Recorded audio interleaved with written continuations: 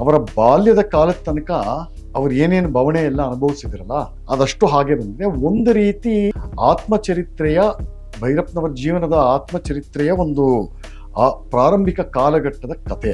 ಈ ಗೃಹಭಂಗ ಒಂದೇ ಸಲ ಓದಕ್ಕಾಗಲ್ಲ. ಸಾಹಿತ್ಯ ಕೃತಿಯಾಗಿ ಅದಕ್ಕೆ ಒಂದು ವಿಶಿಷ್ಟ ಸ್ಥಾನ ಇದ್ರೂ ಕೂಡ ನಿಮ್ಗೊಂಚೂರು ಸಂವೇದನೆ ಇದೆಲ್ಲ ಇದ್ರೆ ಅದು ಒಂದ್ಸಲ ಓದೋ ಹೊತ್ತಿಗೆ ಕೊನೆಗೆ ನೀವು ಬರ್ತಾ ಇದ್ರೆ ನಿಜಕ್ಕೂ ಹತ್ತು ಬಿಡ್ತೀರ, ಅಯ್ಯೋ ಓದಕ್ಕಾಗಲ್ಲ ಇದು ಹೀಗೆ ನಡ್ಕೊಂಡು. ಸೊ ಬರ್ತಾ ಬರ್ತಾ ಇವರು ಆಧ್ಯಾತ್ಮಿಕ ಬೆಳವಣಿಗೆ ಹೆಂಗಾಗತ್ತೆ ಅಂತಂದ್ರೆ, ನಂಜಮ್ಮನವ್ರದ್ದು ಪಾತ್ರದ ಅಂತ್ಯ ಮತ್ತೆ ಕಾದಂಬರಿಯ ಅಂತ್ಯ ಆಗೋ ಹೊತ್ತಿಗೆ ಕೇವಲ ಒಬ್ಬ ವ್ಯಕ್ತಿ ಆಗಿದ್ದಂತಹ ಒಬ್ಬ ಗೃಹಿಣಿ ಒಂದು ದೊಡ್ಡ ಶಕ್ತಿ ಆಗ್ತದೆ.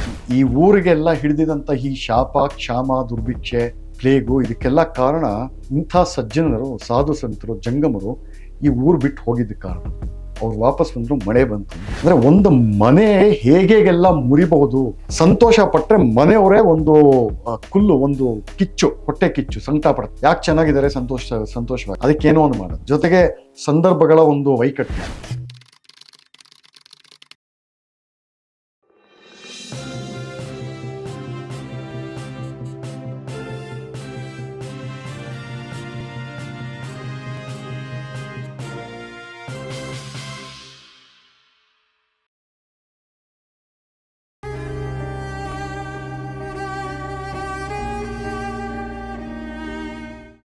ಸರ್ ಮುಂದುವರಿಸಿ. ದಾಟು ಭೈರಪ್ಪನವರ ಕಾದಂಬರಿಗಳ ಬಗ್ಗೆ. ಈಗ ದಾಟು ಆದ್ಮೇಲೆ ಗೃಹಭಂಗ. ಅಲ್ಲಿ ನಿಮಗೆ ಭೈರಪ್ಪನವರು ಬರೆದಿರುವಂತಹ ಸಾಮಾಜಿಕ ಕಾದಂಬರಿ ಅನ್ನೋ ವರ್ಗಕ್ಕೆ ಸೇರುವಂಥದ್ರಲ್ಲಿ ಅಗ್ರಗಣ್ಯವಾದದ್ದು ಗೃಹಭಂಗ. ಅದು ಬೇಸಿಕಲಿ ಹೆಸರೇ ನಮಗೆ ಸೂಚಿಸೋ ಹಾಗೆ ಒಂದು ಮನೆ ಯಾವ ರೀತಿ ಒಡೆದು ಹೋಗುತ್ತೆ ಅನ್ನೋದರ ಒಂದು ಭೀಕರವಾದ ಚಿತ್ರಣ ನಮಗೆ ಗೃಹಭಂಗದಲ್ಲಿ ಸಿಗುತ್ತೆ. ಮೇಲ್ನೋಟಕ್ಕೆ ಇಷ್ಟು ಹೇಳಬಹುದು, ಹೆಸರೇ ಹೇಳುತ್ತೆ ಅದು ಗೃಹಭಂಗ. ಜೊತೆಗೆ ಆ ಮನೆ ಮುರಿಯುವಂತಹ ಸನ್ನಿವೇಶ ಇದೆಯಲ್ಲ, ಅದು ನಮಗೆ ಸಾಮಾಜಿಕ ಆಯಾಮದಲ್ಲಿ ನೋಡೋ ಹಾಗಿದ್ರೆ ಒಂದು ಕುಗ್ರಾಮದ ಕತೆ, ಹಳೆ ಮೈಸೂರಿನ ಕುಗ್ರಾಮದ ಕತೆ. ಇವರು ನಮ್ಮ ಗ್ರಾಮದಲ್ಲಿ ಆ ಹಿನ್ನೆಲೆಯಲ್ಲಿ ಇಟ್ಕೊಂಡು ಬರೆದಂಥ ಕಾದಂಬರಿ ಎಲ್ಲ ಯಾಕಷ್ಟು ದಟ್ಟವಾಗಿ ತಟ್ಟುತ್ತೆ ಅಂದರೆ ಅದು ಆ ಇಡಿಯಂ, ಆ ಪರಿಭಾಷೆ, ಮತ್ತು ಆ ಹಳೆ ಮೈಸೂರು ಪ್ರಾಂತದ ಹಾಸನ, ತಿಪ್ಟೂರು, ತುಮಕೂರು, ತುರುವೇಕೆರೆ, ಇನ್ನು ಚನ್ನರಾಯಪಟ್ಟಣ, ಈ ಇಷ್ಟು ಬೆಲ್ಟ್ ಇದೆಯಲ್ಲ ಮಲೆನಾಡಿಗೆ ಶುರು ಆಗೋಕ್ಕೆ ಮುಂಚೆ, ಆ ಇಡೀ ಬೆಲ್ಟಲ್ಲಿ ಭೈರಪ್ಪನವರು ಅವರು ಹುಟ್ಟಿದ್ದು ಅಲ್ಲೇ, ಮತ್ತು ಅವರು ಬಾಲ್ಯ ಮತ್ತು ಮೈಸೂರಿಗೆ ಬರೋ ತನಕ ಅಷ್ಟು ಅವಧಿ ಕಳೆದಿದ್ದು ಆ ಪ್ರಾಂತದಲ್ಲಿ. ಹಳ್ಳಿಗೆ ಇವರು ಕಾಲ್ನಡಿಗೆಲ್ಲೇ ಓಡಾಡ್ಕೊಂಡು ಹೋಗ್ತಾಯಿದ್ರು.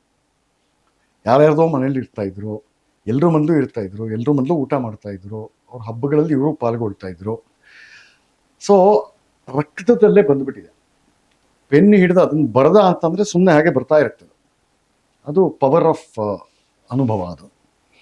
ಮತ್ತು ಆ ಅನುಭವನ ನೀವು ಹಾಗೆ ತರಕ್ಕಾಗಲ್ಲ. ನಾನು ಸ್ಯಾಂಕಿ ಟ್ಯಾಂಕ್ ಕೆರೆಗೆ ಹೋದೆನೋ ಈ ಥರ ಬಂದರೆ ಏನು ಸ್ವಾರಸ್ಯ ಇರಲ್ಲ ಅಲ್ವಾ. ಅಲ್ಲಿ ಏನೇನಾಯಿತು, ಆ ವಾತಾವರಣ ಹೆಂಗಿದೆ, ಅಲ್ಲಿರೋ ಜನಗಳ ಮನಸ್ಸು ಹೆಂಗಿದೆ, ಅವ್ರ ಕ್ಯಾರೆಕ್ಟ್ರ್ ಏನು ಅಂತ ಆ ಡೀಟೇಲ್ಸಲ್ಲೇ ತೆಗಿಯೋದು. ದೇವರು ಬೇರೆ ಎಲ್ಲೂ ಇಲ್ಲ, ಡೀಟೇಲ್ಸಲ್ಲೇ ದೇವರಿರೋದು. ವಿವರಣೆಗಳಲ್ಲೇ ನಮಗೆ ಭಗವಂತನ ಸಾಕ್ಷಾತ್ಕಾರ ಆಗುತ್ತೆ. ನೀವು ಒಳ್ಳೆ ಸಾಹಿತ್ಯ ಕೃತಿ ನೋಡೋ ಹಾಗಿದೆ.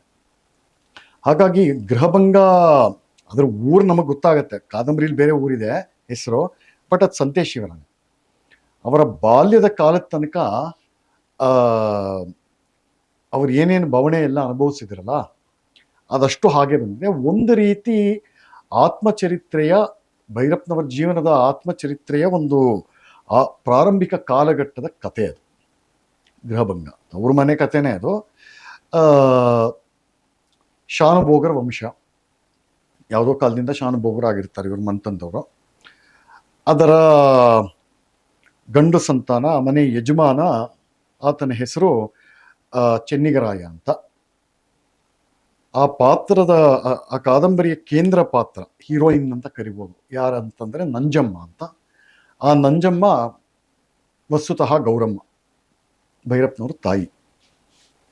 ಸೊ ಆಕೆ ಪಡುವಂತಹ ಕಷ್ಟ, ಆ ಕುಗ್ರಾಮದಲ್ಲಿರುವಂತಹ ಅತ್ಯಂತ ಕ್ಷುದ್ರ ರಾಜಕೀಯ, ಒಬ್ಬರು ಕಂಡ್ರೆ ಒಬ್ಬರಿಗೆ ಆಗಲ್ಲ, ಜಾತಿ ಜಗಳಗಳು, ಆಮೇಲೆ ಒಂದು ಸಣ್ಣ ಬುದ್ಧಿ ಇರುತ್ತಲ್ಲ, ಅಂದರೆ ದಾರಿಲಿ ರಕ್ತ ಕಾರ್ಕೊಂಡು ಯಾರೋ ಇನ್ನೇನು ಸಾಯೋ ಸ್ಥಿತಿ ಇದ್ದಾನೆ ಅಂದರೂ ಹೆಲ್ಪ್ ಮಾಡಲ್ಲ, ಅಂಥ ಮನಸ್ಥಿತಿ ಇರುವಂಥ ಕುಗ್ರಾಮ.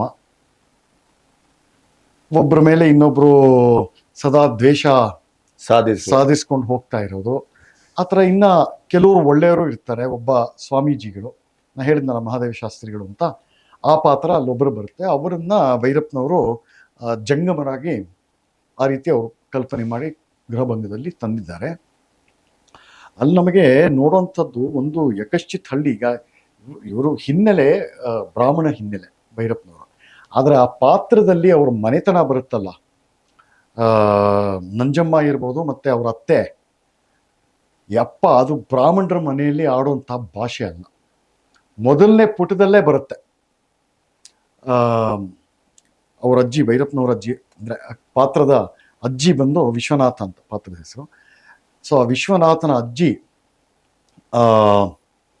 ಸವಿಶೇಷವಾಗಿ 100 ಸಲ, ನಿರ್ವಿಶೇಷವಾಗಿ 150 ಸಲ ಮುಂಡೆ ಎಂದು ಬೈದರು ಅಂತ. ಹೀಗೆ ಬರ್ತಾ ಹೋಗುತ್ತೆ. ಅಲ್ಲಿರೋ ಬೈಗಳನ್ನ ನೀವು ಕೇಳಿದ್ರೆ ಅದು ಅರ್ಥನೂ ನಿಮಗೆ ಗೊತ್ತಾಗಲ್ಲ, ಆ ಥರ ಇರುತ್ತೆ. ಅದು ಬರೀ ಬೈಗಳು ಇರಬೇಕು ಅನ್ನೋಕ್ಕೋಸ್ಕರ ಅಲ್ಲ ಬರ್ದಿರೋದು. ಆ ಪಾತ್ರಗಳು ಸಹಜವಾಗಿ ಅದನ್ನ ಬಿಟ್ಟರೆ, ಆ ಭಾಷೆ ಬಿಟ್ಟರೆ ಬೇರೆ ಬರಲ್ಲ ಅವ್ರಿಗೆ. ಅಷ್ಟು ಘೋರವಾಗಿದೆ ಅದು. ಮತ್ತೆ ಅದೇ ಅಲ್ಲಿ ಬರೋ ಕೆರೆ ಕಟ್ಟೆಗಳು, ಆಗ ಊರಲ್ಲಿರುವಂಥದ್ದು, ಊರಿನ ಗೌಡ, ಆಮೇಲೆ ಒಂದು ಭರ್ಜರಿ ಪಾತ್ರ ಬರುತ್ತೆ, ಕಂಠಿ ಜೋಯಿಸರು ಅಂತ. ಅವರು ಆ ವಿಶ್ವನಾಥನಿಗೆ ಸೋದರ ಮಾವ ಆಗಬೇಕು ಅಂತ ನನ್ನ ನೆನಪು. ಅದರಲ್ಲಿ ಆ ಕಂಠಿ ಜೋಯಿಸರ ಪಾತ್ರ ಮಾತ್ರ ಭಯಂಕರ ಉಜ್ವಲವಾಗಿ, ಆಜಾನುಬಾಹು, 6 ಅಡಿಗಿಂತ ಎತ್ತರ ಇರ್ತಾರೆ, ಭಾಳ ತೇಜಸ್ವಿಯಾದ ಮುಖ, ಪ್ರತಿನಿತ್ಯ ಸಿಕ್ಕಾಪಟ್ಟೆ ಪೂಜೆ ಪಾರಾಯಣ, ಯೋಗ ಸಾಧನೆ ಇದೆಲ್ಲ ಮಾಡಿಕೊಂಡು ಒಂಥರ ಉಗ್ರವಾದ ಪಾತ್ರ. ಒಂದು ಜಗಳ ಆಗುತ್ತೆ ಹಳ್ಳಿಲಿ, ಅದರಲ್ಲಿ ಕಂಠಿ ಜೋಯಿಸನಿಗೋ ಅಲ್ಲೇ ಇರೋ ಯಾವನೋ ಪಟೇಲನಿಗೋ ಯಾರಿಗೋ ಸಿಕ್ಕಾಪಟ್ಟೆ ಕೈ ಮಿಲಾಯಿಸೋ ಇದಕ್ಕೆ ಬಂದಾಗ ಒಂದು ಗಡಿಗೆ ತುಂಬ ಸಗಣಿ ಇರುತ್ತೆ, ಅದನ್ನು ತೆಗೆದ ಗೌಡನ ತಲೆ ಮೇಲೆ ಅವ್ನು ಯಾವ ಪಟೇಲಿನ ತಲೆ ಮೇಲೆ ಸುರಿದು ಬಿಡ್ತಾರೆ ಈ ಕಂಠಿ ಜೋಯಿಸರು. ಒಂಥರ ಭಾಳ ರಾಜಸವಾದ ಪಾತ್ರ. ಯಾವುದೋ ಒಂದು ಸಂದರ್ಭದಲ್ಲಿ ಯಾರಿಗೋ ಹೊಡೆದು ಬಿಡ್ತಾರೆ, ಆತ ಸತ್ತೋಗ್ತಾನೆ. ಸೊ ಇವರು ದೇಶಾಂತರ ಹೊರಟೋಗ್ತಾರೆ. ದೇಶಾಂತರ ಹೊರಟೋಗಿ 12 ವರ್ಷ ಆದ್ಮೇಲೆ ತಿರ್ಗಾ ಕಾಣಿಸ್ಕೊಳ್ತಾರೆ. ಆ 12 ವರ್ಷ ಯಾಕೆ ಅಂತಂದ್ರೆ ಸ್ಟ್ಯಾಚ್ಯೂಟ್ ಆಫ್ ಲಿಮಿಟೇಷನ್ಸ್, ಅಂದ್ರೆ ಕಾನೂನಲ್ಲಿ ಇದೆಯಲ್ಲ, ಯಾವುದಾದ್ರೂ ಕೇಸು, ಕೊಲೆ ಕೇಸು, ಯಾವುದೇ ಕ್ರಿಮಿನಲ್ ಕೇಸು 12 ವರ್ಷದ ತನಕ ಇತ್ಯರ್ಥ ಆಗಿಲ್ಲ ಅಂದ್ರೆ ಅದು ಮುಗೀತು ಅಂತ. ಆ ಕೇಸ್ ಮತ್ತೆ ನಾವು ಓಪನ್ ಮಾಡಂಗಿಲ್ಲ ಅಂತ. ಅದಕ್ಕೆ 12 ವರ್ಷ ಕಾಶಿ, ಬೇರೆ ಬೇರೆ ರಾಮೇಶ್ವರ ಇಲ್ಲೆಲ್ಲ ಯಾತ್ರೆ ಮಾಡ್ಕೊಂಡು ವಾಪಸ್ ಬರ್ತಾರೆ. ಸೊಗಸಾಗಿದೆ ಅದು. ಆ ಡ್ರಾಮಾ ಇದೆಯಲ್ಲ, ಪೇಜ್ಗೂ ಆ ಡ್ರಾಮಾ ಇದೆ. ಆಮೇಲೆ ಅಲ್ಲಿರೋ ಬಡತನ, ಅಲ್ಲಿರೋ ಕ್ಷುದ್ರ ಬುದ್ಧಿ, ಆಮೇಲೆ ಯಾವುದಕ್ಕೂ ಬರೀ ಗಾಸಿಪ್ ಮಾಡೋದು. ಅವನ ಮನೇಲಿ ಏನಾಯ್ತು, ಇವನ ಮನೇಲಿ ಬರೀ ಇಂಥದ್ದು. ಆ ಹಳ್ಳಿ ಒಳಗೆ ಇರುವಂತಹ ಒಬ್ಬ ಧೂರ್ತ ಇರ್ತಾನೆ, ಅವನು ಯಾವ ರೀತಿ ಬೇರೆ ಬೇರೆ ಹೆಂಗಸರನ್ನ ಕಾಮಿಸೋದು ಇದೆಲ್ಲ ಬರುತ್ತೆ ಅದು ಅಲ್ಲೆಲ್ಲ. ಅಂದರೆ ಒಂದು ಜುಗುಪ್ಸಾವಹವಾದಂತಹ ವಾತಾವರಣ. ನಮಗೆ ಅಲ್ಲಿ ಒಳ್ಳೆಯದು ಅಂತ ನಿಮಗೆ ದುರ್ಬೀನ್ ಹಾಕಿ ಹಿಡ್ಕೊಂಡು ಹುಡುಕಿದ್ರು ಕೂಡ ಸಿಗೋದಿಲ್ಲ. ಅಷ್ಟು ಮಟ್ಟಿಗಿದೆ. ಒಳ್ಳೆಯವರು, ಒಳ್ಳೆ ಗುಣ, ಉದಾತ್ತ ಗುಣ ಇವೆಲ್ಲ ಇದೆ ಅಂತಂದ್ರೆ ಅದು ನಂಜಮ್ಮ ಅವ್ರ ಪಾತ್ರದಲ್ಲಿ ಸಿಗುತ್ತೆ.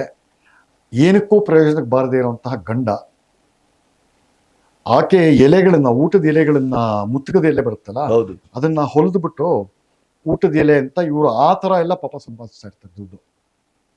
ಒಂದು ಚೂರು ಕ್ಯಾಶ್ ಅಲ್ಲಿ ಇಲ್ಲಿ ಕಂಡ್ರೆ ಗಂಡ ಲಪಟಾಯಿಸ್ಬಿಟ್ಟು ಚನ್ನರಾಯಪಟ್ಟಣಕ್ಕೆ ಹೋಗಿ ಹೋಟ್ಲಲ್ಲಿ ಹೊಟ್ಟೆ ತುಂಬ ಮಸಾಲೆ ದೋಸೆ ತಿನ್ನೋದು ಚಟಾಯಿ ಮನುಷ್ಯನ. ಇದೆಲ್ಲ ವಸ್ತುತಃ ಲಿಂಗಣ್ಣಯ್ಯನವರು ಮಾಡಿದ್ದೆ. ಅಂದರೆ ಒಂದು ಸಲ ಇವರು ಮಿಡ್ಲ್ ಸ್ಕೂಲಲ್ಲಿದ್ದಾಗಲೋ, 7ನೇ ಕ್ಲಾಸಲ್ಲೋ ಅಥವಾ ಹೈಸ್ಕೂಲಲ್ಲಿದ್ದಾಗಲೋ ಒಂದ್ಸಲ ಅಲ್ಲೇ ಚನ್ನರಾಯಪಟ್ಟಣದಲ್ಲಿ ಬೇರೆ ಬೇರೆ ಹಳ್ಳಿಲೆಲ್ಲ ಕೆಲಸ ಮಾಡಿಕೊಂಡು ಸಂತೆ ಆಗತ್ತಲ್ಲ, ಆ ಸಂತೆಯಲ್ಲಿ ಇವರು ಐಸ್ ಕ್ರೀಮ್ ಮಾರೋದು, ಗಂಟ್ಲು ಹರ್ಕೊಂಡು ಕೂಗ್ಬೇಕಲ್ಲ ಸಂತೆಯಲ್ಲಿ, ಬನ್ನಿಮ್ಮ ಬಳೆ ಬಳೆ ಬಳೆ ಈ ಥರದ್ದೆಲ್ಲ ಕೂಗಿ ಅವ್ರ ಸ್ಕೂಲ್ ಫೀಸ್ಗೆ ಅಂತ ದುಡ್ಡು ತಂದು ಮನೆ ಟ್ರಂಕಲ್ಲಿ ಭದ್ರವಾಗಿ ಇಡ್ತಾರೆ. ಯಾವುದೋ ಕಾರಣಕ್ಕೆ ಆಚೆ ಹೋಗ್ತಾರೆ ಭೈರಪ್ಪನವರು, ಬಂದು ನೋಡೋಷ್ಟರಲ್ಲಿ ಟ್ರಂಕ್ ಬೀಗ ಮುರಿದು ಅವರಪ್ಪ ದುಡ್ಡು ಎತ್ಕೊಂಡು ಹೋಗಿ ಮಸಾಲೆ ದೋಸೆ ತಿಂತಾರೆ.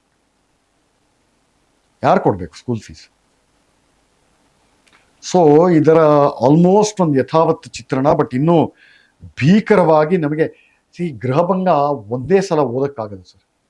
ಸಾಹಿತ್ಯ ಕೃತಿಯಾಗಿ ಅದಕ್ಕೆ ಒಂದು ವಿಶಿಷ್ಟ ಸ್ಥಾನ ಇದ್ರೂ ಕೂಡ ನಿಮಗೊಂಚೂರು ಸಂವೇದನೆ ಇದೆಲ್ಲ ಇದ್ರೆ ಅದು ಒಂದ್ಸಲ ಓದೋ ಹೊತ್ತಿಗೆ ಕೊನೆಗೆ ನೀವು ಬರ್ತಾ ಇದ್ರೆ ನಿಜಕ್ಕೂ ಹತ್ತು ಬಿಡ್ತೀರ, ಅಯ್ಯೋ ಓದಕ್ಕಾಗಲ್ಲ ಇದು ಅಂತ.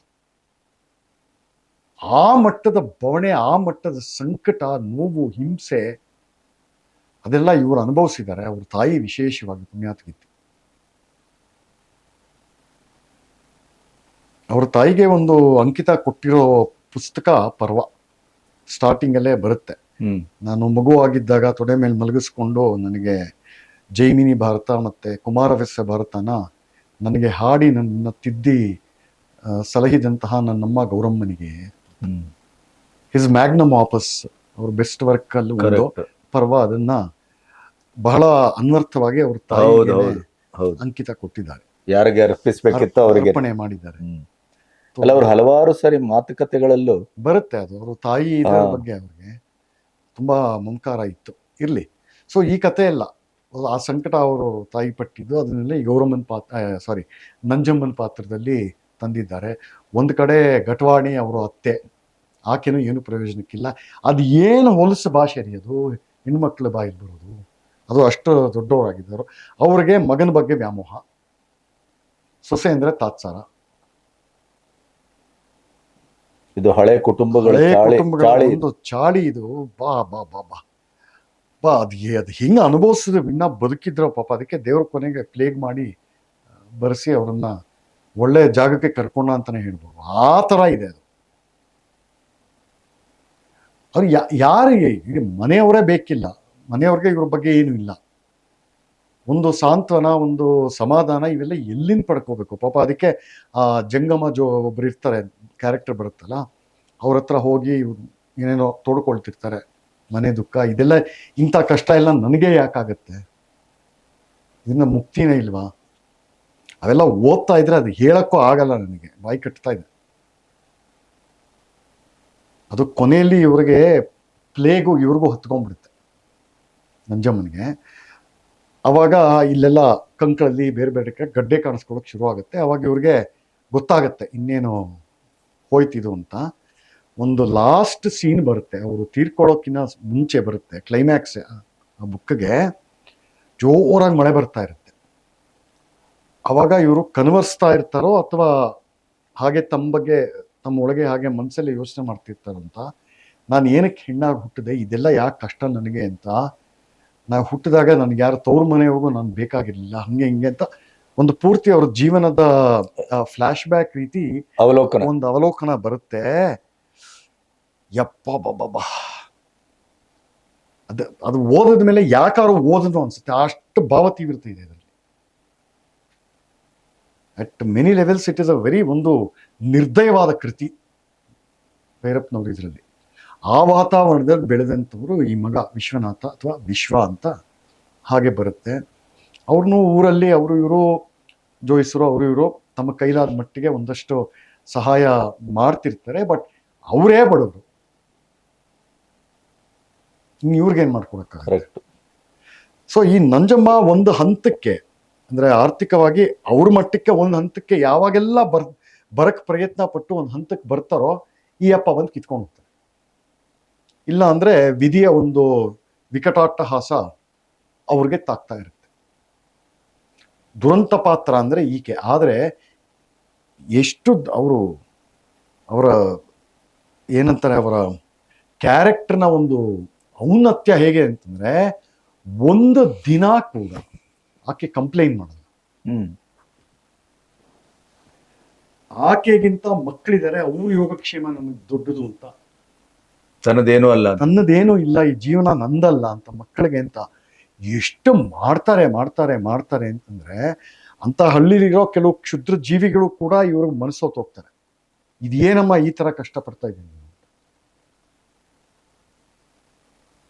ಒಂಚೂರು ಸಂತೋಷ ಬಂತು, ನಗು ಬಂತು ಅಂದ್ರೆ ಅವರು ಯಜಮಾನರು ಸಹಿಸಕ್ಕಾಗಲ್ಲ.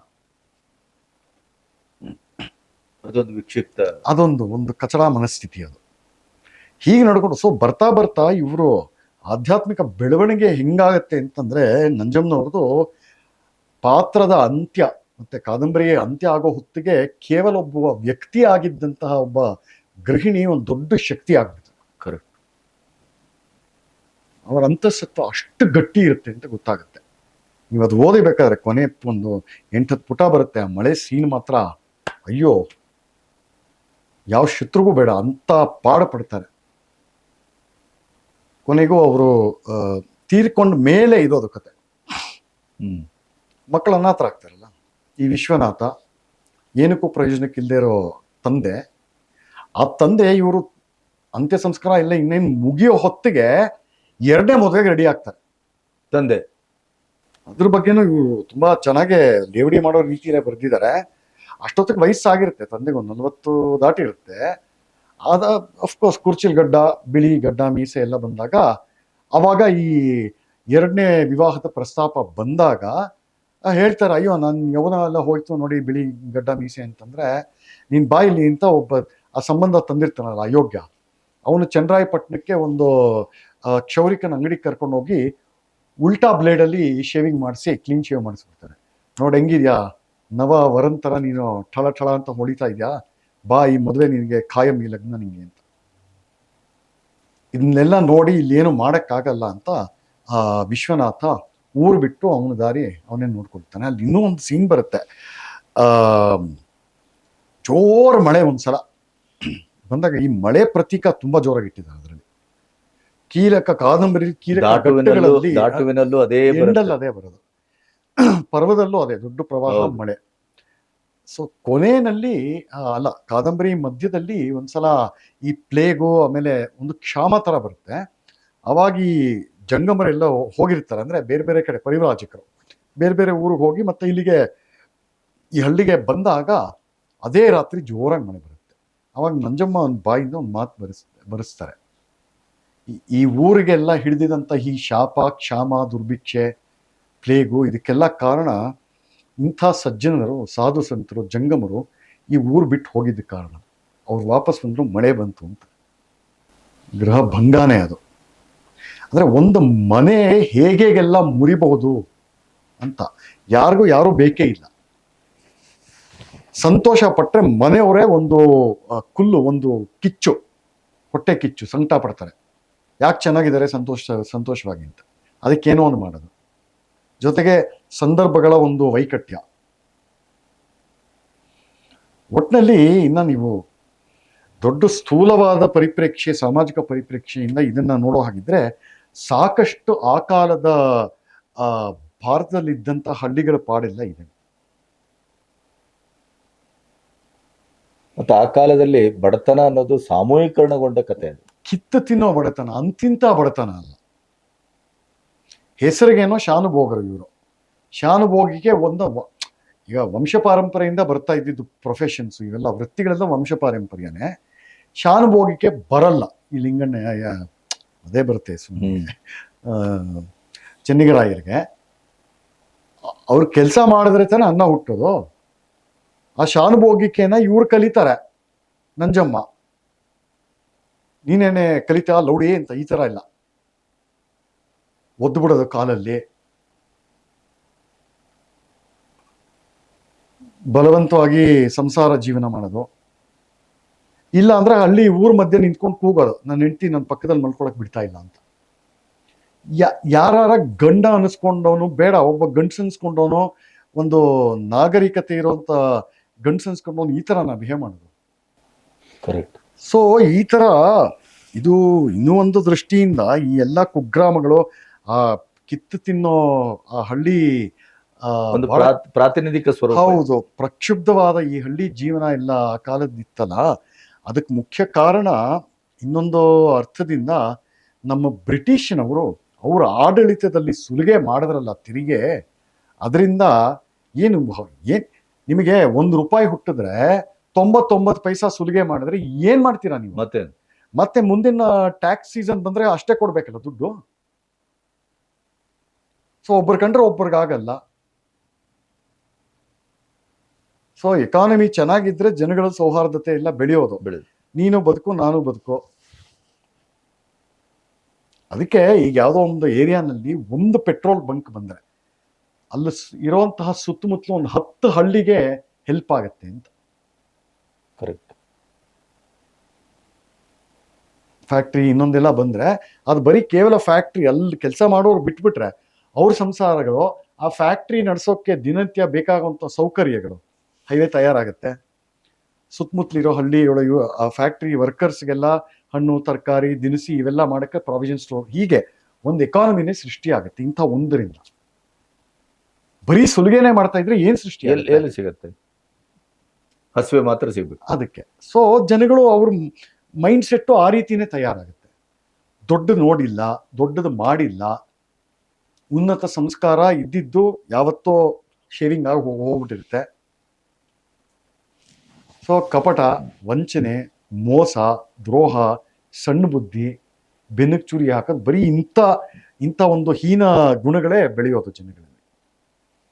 ಸೊ ನೀವು ಸ್ಥೂಲವಾದ ದೃಷ್ಟಿಯಿಂದ ನೋಡಿದ್ರೆ ಈ ಯಾವುದು ಗೃಹಭಂಗದ ಹಳ್ಳಿ ಸಂತೇಶ್ವರ ಅಂತಾನೆ ಬರ್ತಾ ಇದೆ, ಆ ಕಥೆನೂ ಇದೇನೆ. ನೀವು ನೋಡಿರ್ತೀರಾ ನಿಮ್ಮ ಕಡೆ ಈ ತರ ಇರೋದು. ಇಲ್ಲ, ಎಲ್ಲ ಹಳ್ಳಿಯ ಕತೆ ನಮ್ಮ ಕುಟುಂಬದಲ್ಲೂ ಇತ್ತು. ಇಂಥದ್ದೇ ಇರೋದು, ದಾಯಾದ ಕಲಹಗಳು ಹೌದು. ಚಿಕ್ಕ ಚಿಕ್ಕ ವಿಷಯಕ್ಕೆ, ಅದರಿಂದ ಆಚೆ ಬರೋದೇ ಇಲ್ಲ. ಅವನ ಆಸ್ತಿನ ಲಪ್ಟಾಯಿಸ್ಬಿಟ್ಟ ಅನ್ನೋದೇ ಇವನಿಗೊಂದು ದೊಡ್ಡ ಹೌದು. ಒಂದು ಬಹಳ ಹೆಮ್ಮೆ ಸಂಗತಿ ಇವನಿಗೆ. ಕರೆಕ್ಟ್. ಹೀಗೆಲ್ಲ ದೃಷ್ಟಿಯಿಂದ ನೋಡ್ಬೋದು ಗೃಹಭಂಗನ. ಇನ್ನು ಮುಂದೆ ಸಾಹಿತ್ಯಾತ್ಮಕವಾಗಿ ಆ ಕಾಲದಲ್ಲಿ ಅದಕ್ಕೆ ಯಾವ ರೀತಿ ಪ್ರತಿಕ್ರಿಯೆ? ಅಯ್ಯೋ ತುಂಬಾ ದೊಡ್ಡ ರೀತಿಯಲ್ಲಿ ಬಂತು ಪ್ರತಿಕ್ರಿಯೆ. ಅದನ್ನು ಸ್ವಲ್ಪ ಅನಂತ ಮೂರ್ತಿನೇ ಚೆನ್ನಾಗಿದೆ ಅಂತ ಹೊಗಳಿದ್ದಾರೆ ಇದನ್ನು.